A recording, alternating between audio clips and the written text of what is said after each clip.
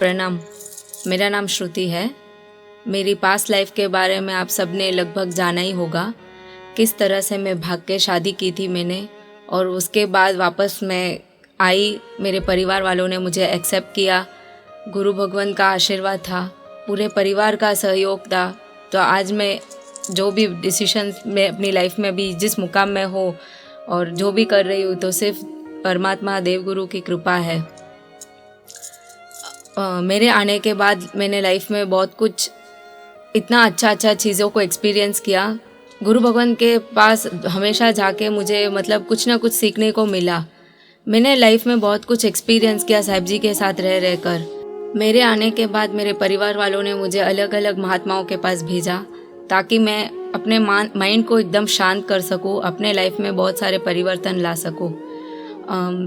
जैसे सबके लाइफ में एक फैमिली डॉक्टर होते हैं, वैसे एक सबसे इम्पोर्टेंट चीज़ है कि एक फैमिली गुरु लाइफ में होने बहुत ही ज़रूरी होते हैं। मेरी लाइफ में पूज्य गुणहंस विजय जी महाराज साहब का आना हुआ। पता नहीं, उनके साथ एक अलग ही मेरा ऋणानुबंध है शायद। हमेशा मुझे सही रास्ता दिखाया उन्होंने।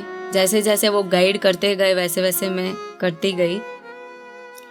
जब मुझे पहली बार मिलने गई थी तब साहब ने मैंने बोला था कि मुझे लक्ष्मणा बुक रीड करने के लिए दी थी, जेलर बुक रीड करने के लिए दी थी, और उसके बाद मैंने प्रायश्चित भी लिया था और सोचा था कि प्रायश्चित में शायद महाराज साहब जी मुझे उपध्यान या मेरा पाप उसे भी भयंकर था, तो शायद मुझे मासक शमन का भी प्रायश्चित आ सकता है।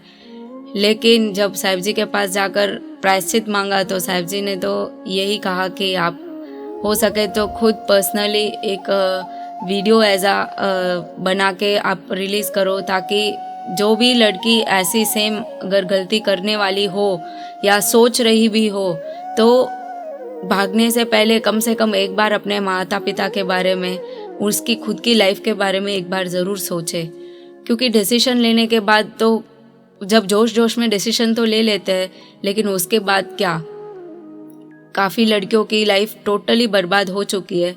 मैं खुद इतनी सारी साहिब जी के कांटेक्ट में आने के बाद तो मुझे इतनी सारी लड़कियों से मिलने का भी मौका मिला। मैं खुद पर्सनली काफ़ी लड़कियों से जाके मिल के भी आई। साहिब जी का इतना इसमें योगदान था कि कितनी सारी लड़कियों को उन्होंने गलत काम करने से रोका है, उनको सही रास्ता बताया है।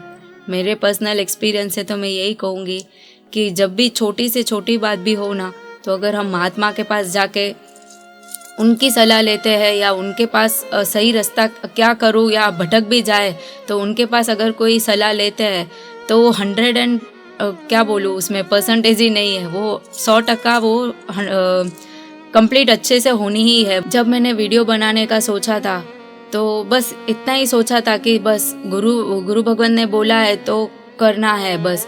लेकिन कहीं ना कहीं इतनी भी हिम्मत नहीं थी कि ऐसा कुछ मैं कर पाऊँगी करके। घर से तो 100% पता ही था, अगर पता चला तो कोई भी अपने बच्चों की ऐसी एक वीडियो खुद जायरात में नहीं डालेंगे कि उन्होंने क्या क्या गलती की है, क्योंकि फ्यूचर भी उसके बाद सिक्योर्ड नहीं रहता है।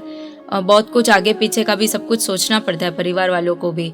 तो बस बिना परिवार वालों को बताए बस माइंड में इतना ही था कि अगर मैंने जब भाग के शादी की तब मैंने किसी को कुछ नहीं बताया था, किसी से ना कोई सलाह ली थी, ना किसी से कुछ पूछा था। लेकिन इस बार तो खुद गुरु भगवंत मेरे साथ थे, उनका आशीर्वाद था, तो 100% काम तो सक्सेस होना ही था। साहिब जी की बस यही इच्छा थी कि जो गलती मैंने की है वो सेम कोई और लड़की रिपीट न करे और उसकी लाइफ टोटली मेरे जैसे बर्बाद न हो। तो उसी उपेक्षा के साथ साहिब जी ने जो प्रायश्चित दिया था, आशीर्वाद उनका था, तो बस सोचा कि ठीक है एक वीडियो बना के ऐसे कर लेते हैं। बट मन में कहीं ना कहीं 100% श्योर थी कि घर से निकालने की पूरी तैयारी भी रखनी ही चाहिए माइंड में, क्योंकि जो वीडियो रिलीज़ होगा उसके बाद तो ऑफकोर्स एक्सेप्ट करने वाले नहीं है घर पे। बट जैसे मैंने कहा कि अगर गुरु की कृपा होती है तो सब सक्सेस होना ही है। पूरे वीडियोस ख़त्म होने के बाद काफ़ी लोगों का काफ़ी सपोर्ट भी मिला। सपोर्ट से भी ज़्यादा मुझे काफ़ी लड़कियों से पर्सनली मिलने का एक मौका भी मिला। काफ़ी लड़कियों ने अपनी अपनी पर्सनल लाइफ्स भी शेयर की। इसी दौरान मुझे कई शिविरों में भी बुलाया गया जहाँ पे सिर्फ कन्या की शिविर, लड़कियों की शिविर रखी गई थी, और उस सब शिविर में मुझे एक मौका दिया गया ताकि मैं अपनी लाइफ एक्सपीरियंस को पर्सनली उनके सामने रखूँ, उनके साथ शेयर करूँ।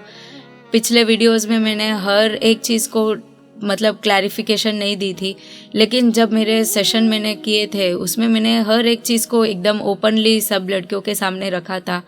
हर एक शिविर में हर एक सेशन में मतलब जो साध्वी जी भगवंत वहाँ पे उपस्थित थे, जिनकी निश्रा में वो शिविर चल रहा था, उन सब महात्माओं ने मैंने सिर्फ उनको गाइड किया था कि ये नियम है करके, और स्व इच्छा से जिनको लेनी है तो महाराज साहब आपको पचकान देंगे, आप खुद सोचिएगा और उसके बाद ये नियम लीजिएगा करके। और इतना कहने के बाद गुरु भगवंत के आशीर्वाद के कारण 6 नियम लड़कियों ने भी लिए कि कभी भाग के शादी नहीं करेंगे, कभी नॉनवेज नहीं खाएंगे, कभी ड्रग्स नहीं लेंगे, कभी सुसाइड नहीं करेंगे, कभी अबॉर्शन नहीं करवाएंगे, और छठा नियम ये था कि कभी एक्स्ट्रा मैरिटल अफेयर नहीं रखेंगे करके। यह 6 नियम काफ़ी 3000 से ज़्यादा लड़कियों ने मुझे मिलने का मौका मिला, और काफ़ी लड़कियों ने मन से ये सब नियम लिए थे। वापस मैं बोलूँगी कि अगर गुरु कृपा होती है तो लाइफ में कहाँ से कहाँ पहुँच जाते हैं। कहाँ मैं भाग के शादी करने वाली मेरी लाइफ मेरे ससुराल में एकदम टोटल डिफरेंट, एंड आने के बाद आज मैं जिस भी मुकाम में हूँ और आगे भी मेरे साथ जो भी होगा वो सब गुरु कृपा ही है। बस भाग के शादी करना सिर्फ और सिर्फ मेरा डिसीजन था, और वो जोश में मैंने वो सोचा ही नहीं था कि मैं क्या कर रही हूँ वो करके। और जब भाग के शादी की तो इम्पोर्टेंट 3 डॉक्यूमेंट्स हमेशा साइन करने ही पड़ते हैं। कोई भी लड़की अगर भाग के शादी करे, ये 3 डॉक्यूमेंट्स तो उनको साइन करने ही पड़ते हैं। पहला डॉक्यूमेंट मैंने ये साइन किया था कि यह शादी मैं अपनी स्व इच्छा से कर रही हूँ, इसमें किसी ने कोई ज़बरदस्ती नहीं की है। कुछ भी मेरे साथ लाइफ में फ्यूचर में हो तो उसका सिर्फ निमित्त कारण मैं ही हूँ, किसी के ऊपर ब्लेम नहीं जाएगा इसके अलावा। तो ये पहली सिग्नेचर डॉक्यूमेंट पहला ये साइन होता है। सेकंड डॉक्यूमेंट हम ये साइन करते हैं कि मुझे मेरे समाज से खतरा है, जिस समाज में हम बिलोंग करते हैं उस समाज से मुझे खतरा है। और तीसरा डॉक्यूमेंट ये साइन करना पड़ता है कि मुझे मेरे मम्मी पापा से मेरी जान को खतरा है। बस ये 3 डॉक्यूमेंट्स, तब तो पता नहीं चलता, वो जोश और वो जुनून ऐसा चढ़ जाता है सर पे कि हम क्या कर रहे हैं, क्या गलती हमसे हो रही है, कुछ भान नहीं रहता है, और बस सिग्नेचर करने ही पड़ते हैं। ये सिग्नेचर इसलिए करने पड़ते हैं ताकि पुलिस को इजीली वो अपने बॉयफ्रेंड के साथ उस लड़की को या उस लड़के के साथ भेज सकते हैं, और उनके ऊपर भी कोई ब्लेम नहीं आएगा।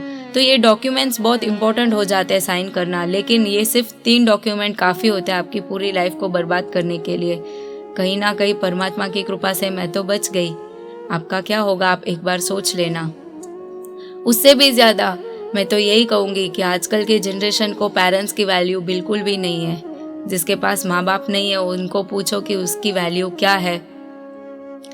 मम्मी पापा की वैल्यू मुझे हर पल हमेशा, मुझे ही नहीं मेरी बहन को ही सही, मेरे भाई को भी सही, जो मम्मी पापा की वैल्यू है जो आज हमें समझ में आता है, बट हमारे लिए तो बहुत लेट हो चुका है। बट आपके पास तो अभी काफ़ी टाइम है। अगर पता होता कि today is the last day of my life with my family, तो मैं तो आज भी सोचूं कि मैं ये कर सकती थी, उनके साथ वो कर सकती थी। तो आपके पास तो कितना टाइम है, तो आप लोग कितना अच्छे से अपने पेरेंट्स के साथ लाइफ को एंजॉय कर सकते हो। एवरी मोमेंट को क्रिएट करो अपने पेरेंट्स के साथ, खूब धर्म में बढ़ते जाओ, और धर्म हमेशा रक्षा करता है, मैंने पहले भी बोला था, और मैं तो हमेशा ये सबको यही कहती हूँ कि जिस तरह धर्म ने मेरी लाइफ में हमेशा रक्षा की है, बस एक छोटा छोटा धर्म किया और इतने अच्छे गुरु भगवंत मिले, परमात्मा से प्रीति हुई मेरे घर आने के बाद डबल रिस्पॉन्सिबिलिटी बन जाती है, क्योंकि अभी मम्मी पापा भी नहीं थे। तो पूरे परिवार ने बस यही सोचा था कि जो मेरे साथ ऑलरेडी पिछले लाइफ में पास्ट में हुआ है वैसा मेरे साथ वापस कभी कुछ ना हो। तो मेरे लिए बेस्ट से बेस्ट लड़का ढूंढने की भी उन्होंने पूरी कोशिश की। शॉर्टलिस्ट भी कर लिए थे काफ़ी लड़कों को, कि एक भी लाइफ में छोटी से छोटी भी मुझसे कहीं पे भी कॉम्प्रोमाइज़ नहीं होना चाहिए, बस सब कुछ बेस्ट होना चाहिए। ऐसे करते हुए उन्होंने इतने सारे लड़कों को शॉर्टलिस्ट भी कर लिया था। इतने सारे वर में मैंने तो जिनवर को चुन लिया था, और कब मेरे साथ मैंने कब ये डिसीजन लिया मुझे खुद भी नहीं पता, सिर्फ बस देव गुरु कृपा ही हुई है वहाँ पे भी। पूज्य गुणन विजय जी महाराज साहब ने हमेशा कुछ ना कुछ चीज़ सिखाने की पूरी कोशिश की थी, मुझे मोटिवेट करते रहे हमेशा। पर कभी साहिब जी ने ये नहीं बोला कि आप दीक्षा ले लो। मैंने साहिब जी को बोला भी था, अगर आप बोलोगे तो मैं 1 सेकंड में दीक्षा भी ले लूँगी, बट साहिब जी ने बोला कि बस जिस दिन आपको अंदर से लगे कि आपको दीक्षा लेनी है उस दिन ही लेना, क्योंकि जल्दबाजी में कोई डिसीजन नहीं लेना चाहिए। मेरे आने के बाद मेरे परिवार वालों ने मुझे काफ़ी सारे ऑप्शंस भी दिए थे। मैं जॉब कर सकती थी, इंडिपेंडेंट रह सकती थी, वापस रीमैरिज कर सकती थी। मुझे अलग अलग गुरु भगवंतों के पास भी भेजा था, ताकि अगर इन केस मुझे दीक्षा की लेने की भी इच्छा हो तो मेरे पास वो भी एक ऑप्शन था। इतने सारे ऑप्शंस देने के बाद हर रोज़ बस यही सोचती थी कि जो भगवान को सही लगे वही ऑप्शन मेरे लिए चूज़ करे।